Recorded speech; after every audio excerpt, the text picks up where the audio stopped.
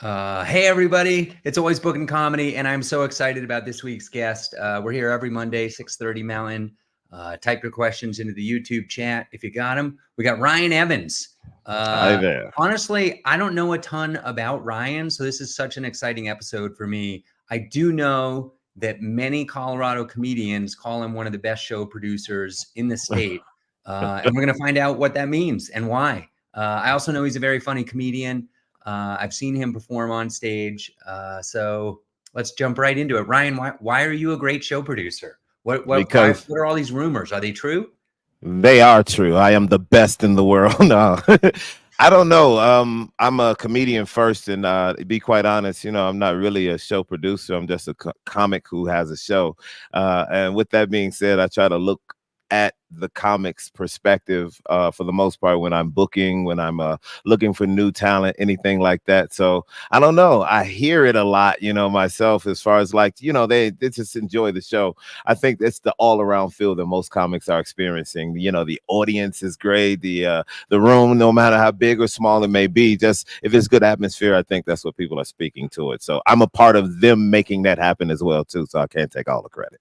That's awesome. That's awesome. All right. Well, we'll dive into that a little bit more, but let's go. Let's rewind. How long you been doing comedy? When did you start? Where did you start? Oh.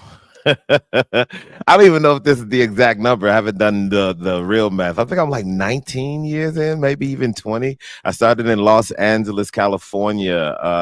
I started at the Comedy Rich Comedy Union, which was honestly, if you ask me, it was the best place to start comedy. It's a great club that was out in Los Angeles, and I liked it because it was on the cusp of Hollywood and the hood. So you would have a lot of Hollywood that would come to the hood and try out their jokes, on this type of crowd. But it's also a Hollywood crowd too. So some of the deep hood would come, to try out their jokes in the same spot. So I was able to watch a lot of comedians who I never thought of in that manner. I would tell their jokes at work and stuff like that. Just terrible, just messing them up. But I never thought I would meet these guys, let alone rub elbows with them. So I was DJing and I was a doorman at that club. And, I'm meeting all my idols, people I grew up watching on television, and I'm Can you watching name them. a couple of them? Who are we talking about? Oh, man, I People got I've to never heard of? start. Probably, yeah, man. It's Los Angeles, so a lot of people just walking around are just the regular people you see on TV. One of my favorite people who's not with us anymore, David Arnold, R.I.P. He has 2 Netflix specials out, bunch of TV shows he's written on and things like that. I've seen him man, just really emerge and persevere through a lot of his career. And he was just, coming of age, if you will, with his career and taken away too soon. He's always an inspiration to me. He used to stay next door to me and he gave me a car after I had an accident one time. If you don't have that type of people around you, that support system to say you can't stop, you need a car here in Los Angeles that's walking around ain't getting it. So he had an extra car. He gave it to me, man. So he's always one of the first people I mentioned. But it's like I said, it's on the cusp of Hollywood. So I've met Eddie Murphy in this same building, along with, Big Les, who's on Saturday Night Live, Natasha, I can never say her last name right, and With whatever. an L? With That an one? N. Yeah, with an L. Yes. Yeah, He's yeah. always Like on Comedy I don't know Central. what it is, but I know Yeah, I what you're know. talking about. A lot of those people, like I said, will come, they'll normally do the Comedy Store, the Improv. They will come to the Comedy Union to really, open their chops up and see what they can do. So, Does the yeah. comedy union still exist? No, Look at this. actually, We got YouTube for the win, all the way from North Carolina. yes. Ligero. How we say it? Not sure. Ligero. Here we go. Yes. That sounded right. That was almost perfect if you ask me. No, I think after COVID, the Comedy Union didn't make it all the way through COVID. I actually think this past Netflix that was in Los Angeles, the Netflix tapings and everything, they did something very special for the Comedy Union because of, like I said, it was very much a pillar in Los Angeles. So I haven't seen it yet if it's out, but I can't wait to see it myself. Okay. So you started in LA about 20 years ago, 2 decades ago. When did Yeah. you run your first show and why? I ran my first show on the cusp of Compton and Beverly Hills. I ran it because, like what everybody does, it's like, you're not going to book me. I wouldn't book me. I understand. At that time, I wouldn't book me. So I totally understand. I'm going to start my own room. But, do research, Location is important. So I know where I am, but I didn't know, my eyes weren't trained to look in this room and see what it was. It was a bar, it was a nice bar.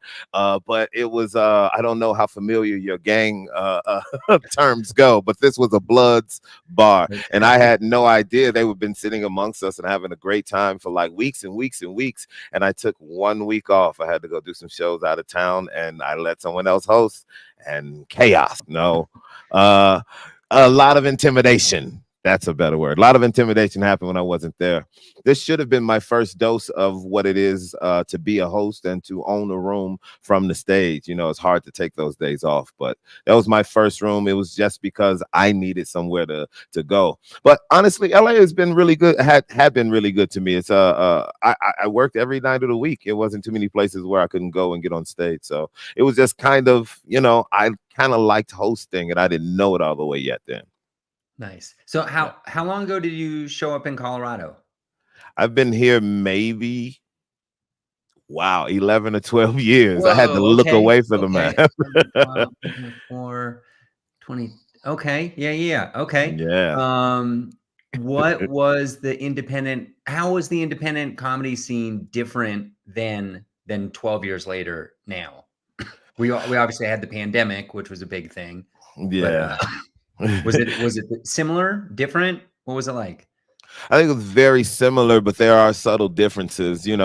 It's great. I'm watching young comedy town come to age. I know comedy's been around here for a while, but there's a big mountain kind of discouraging the process, or the thought process rather, of getting out and doing more road shows and being something considered to be placed in Hollywood. You can have your own movies and your own TV shows.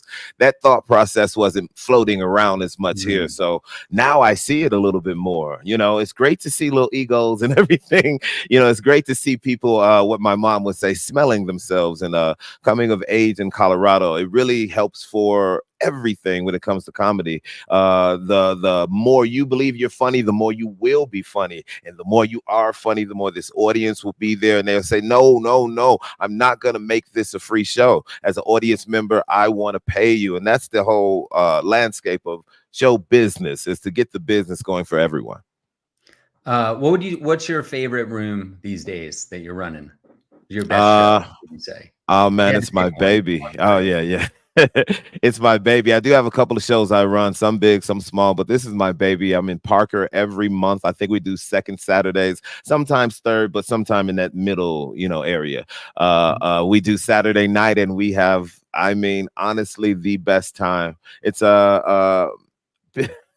it's hard to try to describe what it is, because Parker is a south suburb of Denver, Colorado. And, when I'm in Parker, I might be the only Black person there. So it's amazing. The city, not just my room. So it's amazing as I am there, the reception I get all the time. People are very happy with the show we've brought, and we've built it from the floor up.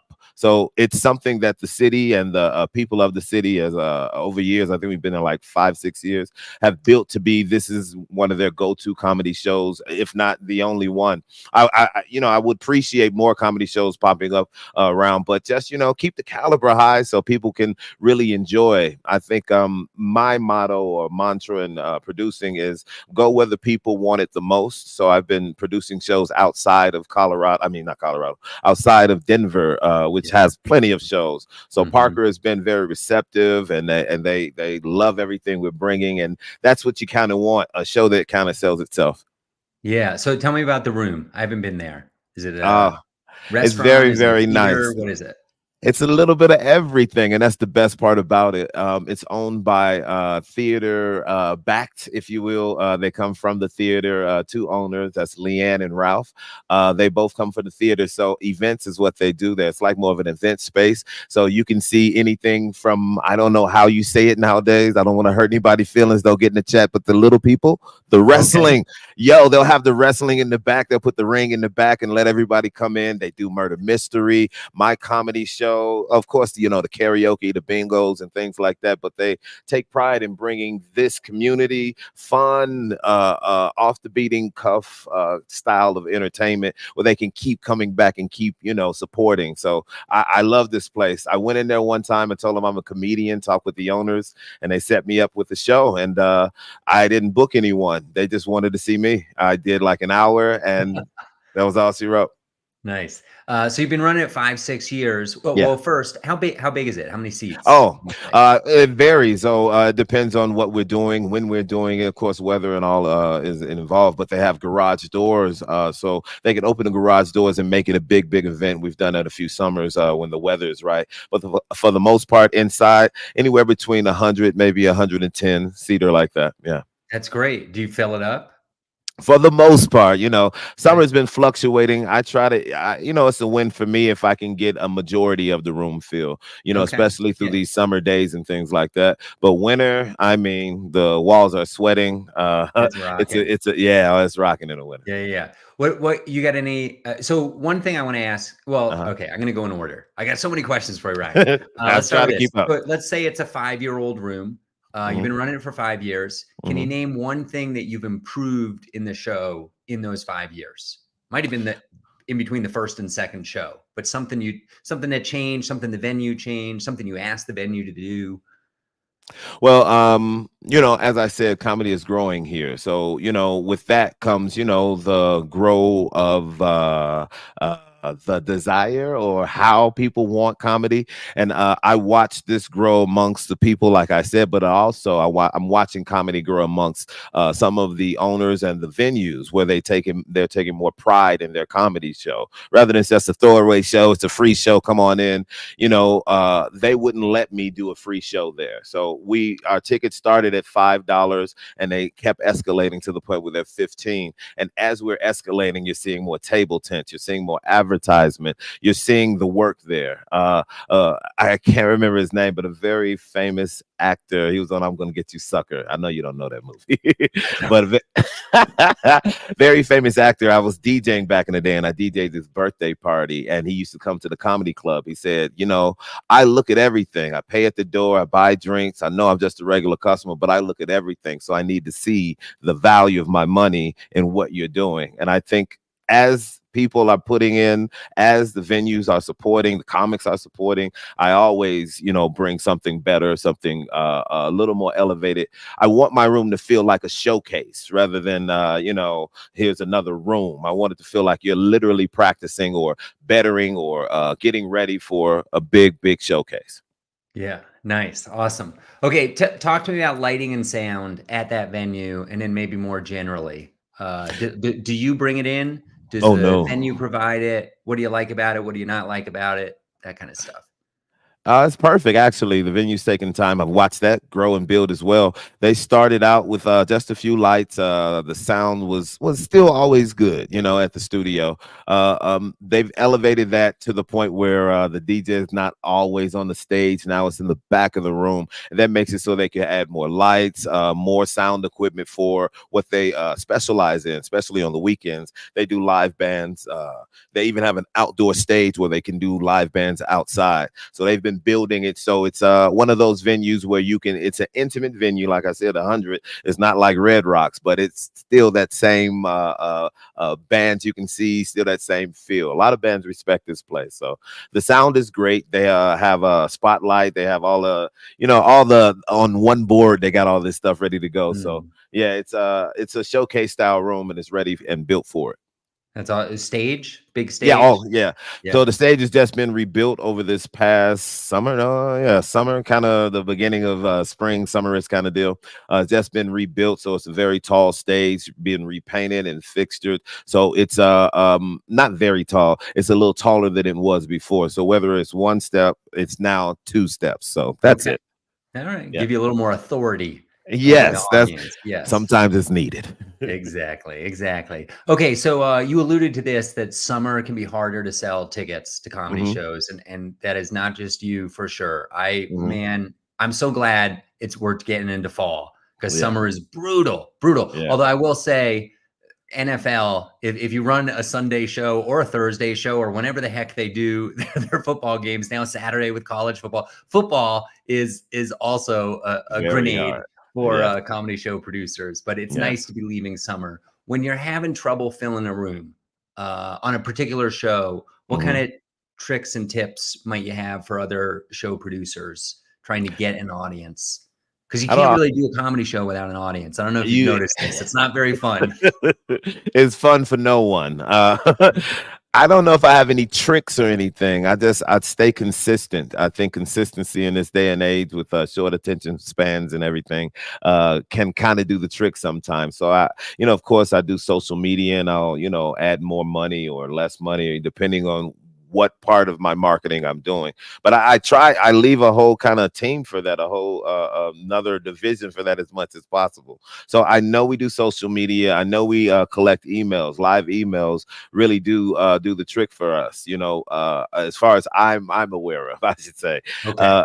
Our emails that we collect, I think we have a few thousand that have been collected over Colorado. And these are the people who have been in the room, who have literally seen the show and really appreciate it. And they give us their email then. So these are actual people that will come and see your product again. So I think for the most part, I love what we've been doing with our email list. We stay very clear on what the show is, what it's going to be about. We stay consistent on what our brand is and how we're going to bring it to you.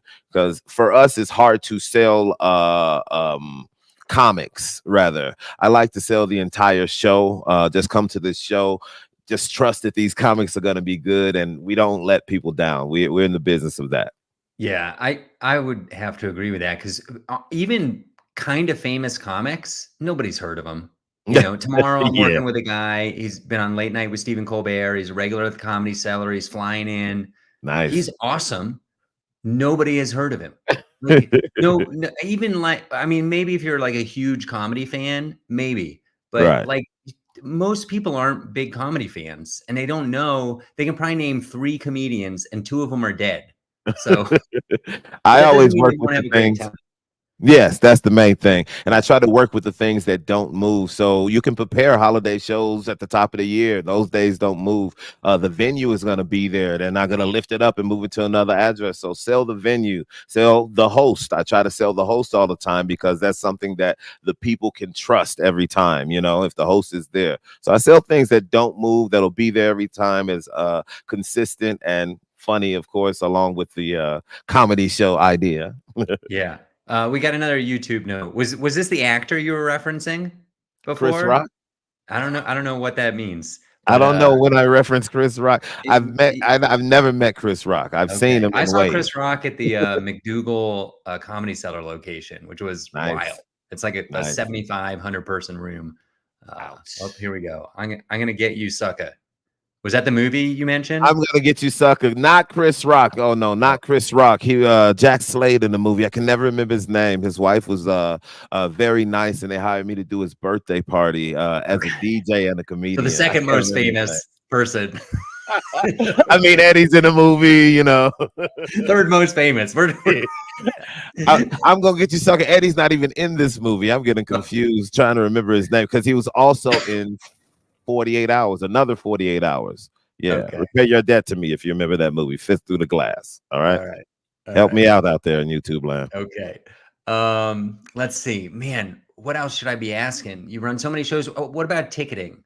Are you using the same platform? Do different venues ask you to use different ticket systems? Tell me stuff about that.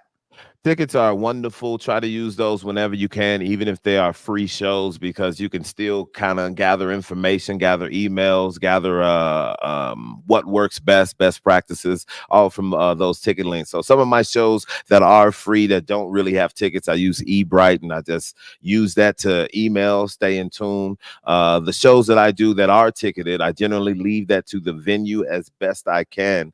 That's the reason why my shows work the way they do, because me and the venue share the responsibility. It's easy to say I can do this, I can do that, but the one time you can't, the venue's like, why is this guy here? But if Yeah. we make a total investment together, which is what I like to do, even if it's free, I like to make sure the venue is supporting me as much as I'm supporting the venue. So we both I let them do the ticketed events. They go over numbers sometimes with me and let me know, but the ones that I've ticketed, we know each other fairly well. So it's just pretty much cut and dry. That's why I like to live. Keep it flat. Yeah. So you mentioned venue relationships, and I agree with Uh-huh. you. That's so important that you have a venue that wants the show there, et Yeah. cetera. Can you tell a story over the last 10 plus years where maybe things didn't go so well with a venue? Yeah, it happens all the time. I mean, I try venues and things like that, and you have the stars in your eyes, like, wow, they even have a stage, and look at all this. I can make it work. Yes.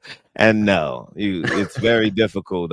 Sometimes, it's a fault of yours, meaning you don't have the time. You have many other venues on your plate, or you've skipped a step to try to speed through or meet a day that you set that you know you shouldn't have. So some venues fall through your fingertips, if you will, because of just your merit as a producer. Some are, like I said, if I can't have that support from the venue, it's almost like I'm working hard to fill a room where things might not feel every time. Me and my team are very few. We do what we can, but we don't specialize in promoting. We're the event. We bring you the product. So I do need you to help out with that. So when venues don't, it's just, why even have us? It's a surprise comedy show every time, like ta-da, and get ready to laugh. So those instances where the venue are kind of half stepping, don't know if they really want comedy on this night or that night, or maybe have had comedy and they kind of have a sour taste in their mouth from a previous producer or something like that.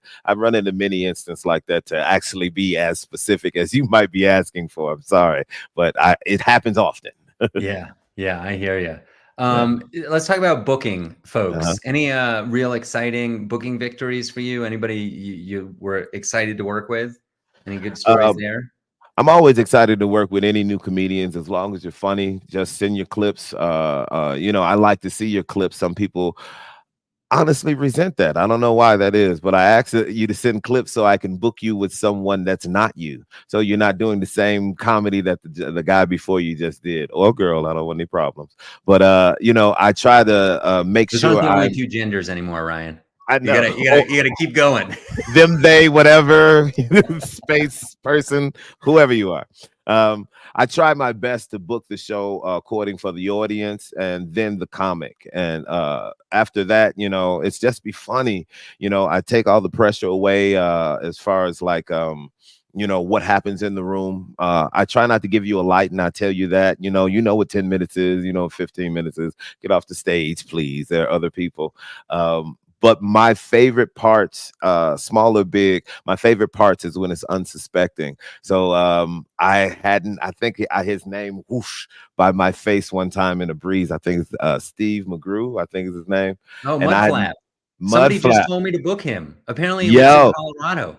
he lives in Parker, but he does a lot of the cruise ships, so it's hard to Okay. book him because of that. But I had the opportunity. I saw his set, but it doesn't do him justice. This man is magnificent on the stage, and to have him on my stage and to deliver in the way he did, it was kind of a surprise for my audience. But those are the best nights, and I can't wait for him to hit the ground again. I'm definitely gonna have him back. That's Shout out to amazing. That's Mudflap. great. I mean, that was literally Thursday. I did a casino gig, and my feature told me to book him. So that we're talking like 4 days separation. I've heard his name twice in 4 days. So I gotta look him up. I gotta look Stars him are up. lining up for Yeah, Mudflap. exactly. All right. Any other I noticed I did do one of your shows once. I noticed you Mhm. put a lot of effort and into the quality of staging, let's call it, or production. Like you had these Mhm. beautiful banners, for example. Can you talk about let's just talk about the banners. Like where'd you get Oh, them? Why do you use them? They must be a hassle. they can be. Talk about them a little bit. I keep quite a few banners. It kind of helps to advertise the show as the show is going on. People take pictures of comedians on the stage all the time. Well, where are they? What are they doing? All that doesn't happen on my stage. Sometimes I'll be honest with you, Mark. The main reason why I have those banners is because of that last statement. It helps me to advertise my show. Sometimes comedians won't even tell people where they're going to be performing at. And then when they're done, they leave and no one knows they're there, but they've taken the picture from your stage to advertise the big space. See me here where I really wanted to be. And I don't like that. We're all family here. You know what I mean? So the initial idea was to make sure that my show can be supported just like any other show. I'm providing the same amount, if not more money, as much as I can. I'm providing a show and a stage just like this venue is. So we're working hard for you. The least you can do is tell people you're coming, or where you were. After that is for advertisement for the audience. When I sign out of shows, I always point to a QR code. It's real easy to come and scan and everything like that. I also have a phone number on one of them. So if you're like, I'm not into scanning, bro, my thumbs do something crazy. So you can, text with one thumb if you want to or whatever. I try to eliminate the no's and just make all yeses around you as much as I can. Nice. So you're an amazing host. Can you talk Thank you. about hosting? Like a lot of like imagine a comic. He's getting started. He's like you back in the day. He's not getting booked. He decide, or she, or they, or them decide not to. They decide, I'm going to make my own opportunity. I'm going to start my own room. They find a venue. They pitch the venue on the show. The venue says, okay, here you go. Next Thursday, you're up. And then they host the show, but they've never hosted a show before. What would you tell them? Hold your material. To host. Yeah, hold your tried and true material as long as you can. You're gonna be up again and again and again. So even if you in your mind you fail on that first attempt when you first meet the audience and you first introduce them to the show, you'll be back. It's gonna be hard to fail the entire night. So rest assured you're going to win. Also, it's not about you. I do a lot of time on my shows because I sell a different style of product than most in town. I've understood comedy to be the land of threes, so you got to kind of get three things to line up to be quote unquote famous: your name, your face, and your talent. So those are the things that I sell when it comes to my events and my shows. So I do a lot of time because of that. But other than that, be prepared to not. Be prepared to. You know what I mean? If someone isn't there, be prepared to be on your toes. That's the main thing. Be on your toes and be as funny as you can, and they'll respect you for it. So when you do not deliver all the way, they're still on your team and they're still riding for you. Get names as correct as possible. Be personable with your room as if you're hosting your house with the audience as well as the comedians. Make them feel comfortable too. Try not to do too much last minute like scrambling, because energy is important. If you're scrambling, the whole room has that energy too. Just like if they know you're the host and somebody's bombing on the stage, you'll see the audience start looking for you like, you need to get this guy. So once you start feeling those vibes from people, that means that's your room. You've started the work that needs to have happened where they're looking for you to make those type of adjustments. Just stay on your toes and do what you would like done as you are coming to the stage. So I have a follow-up question to that. So you mentioned that you do more time than normal. Walk me through a typical show. I assume they're 90 minutes. Like what are you? Yeah, I do about a 90-minute show. I host. Or go ahead. No, I try not to. I try to just do time in the top. I'm from that. Like in Los Angeles, we would have maybe 4 or 5 comedians, and the host would own his show, or her, or they, or whatever, would own their show as best they can. At that point, just thinking about the idea of Los Angeles, there are a lot of people who have been on TV with the same credits, the same things that you do. So the main thing to sell is the venue and the host. So I come from that. I try to do like maybe 15 or 20 minutes up top, and wherever else in the show I might drop some 5 minutes here or there. But for the most part, in a 90-minute show, I book about 3 or 4 comedians.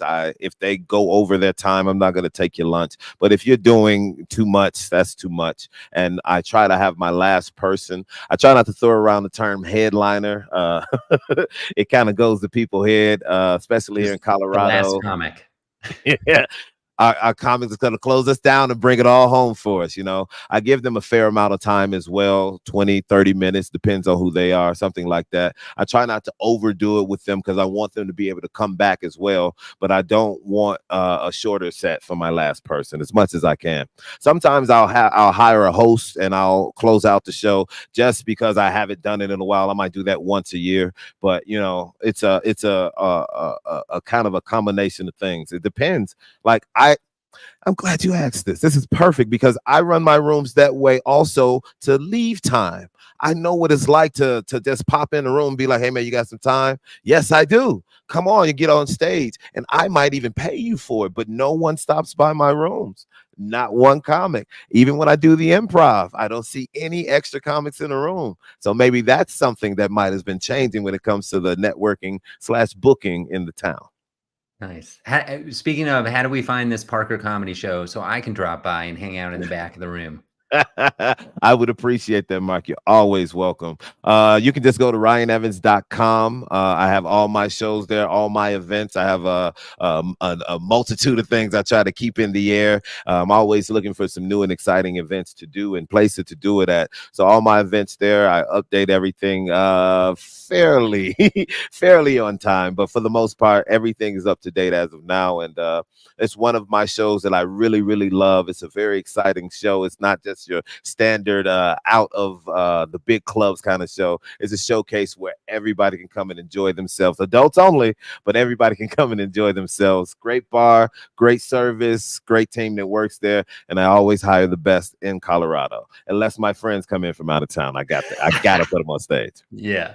Awesome. Well, Rion, you've been terrific. We'll probably have you back because there's a whole bunch of stuff I didn't even ask you about. You do like trivia and other like game show stuff. It's all super interesting. Let me do two things and then shout you out at the end. We're trying to get a sponsor and we're kind of working on it. LMNT, stay salty, everybody. It's a drink. Stay hydrated. This will be a little more professional next time. But we're starting to gear that up with my shows and festivals and Always Bookin Comedy. The second thing for our regular viewers, it's September 2024. I just put the deposit down on a 300-person theater in the middle of Nebraska. It's the biggest thing I've done in the smallest town. And it's probably going to be a train wreck, but you can stay in touch with me and I'm going to give updates every week and let you know how it's going right now. The tickets are online and that's about it. We have 0 ticket sales so far and hoping for the best. We got to put that mojo out in the air, man. You guys get out there and tell somebody who knows somebody who knows somebody. These if anybody knows anybody in Kearney, Nebraska, that's where the show is. Nebraska. I've been there many times, but I've done like 30 seaters, and this is a 300-seater. So I've been there before. So find somebody and bring them there, and they should enjoy themselves. Mark is always hilarious, man. He always have the best shows, man. So definitely help support. We need you, man. Support. Thank you. RionEvans.com, everybody. Stick around, buddy, and we'll see you next week.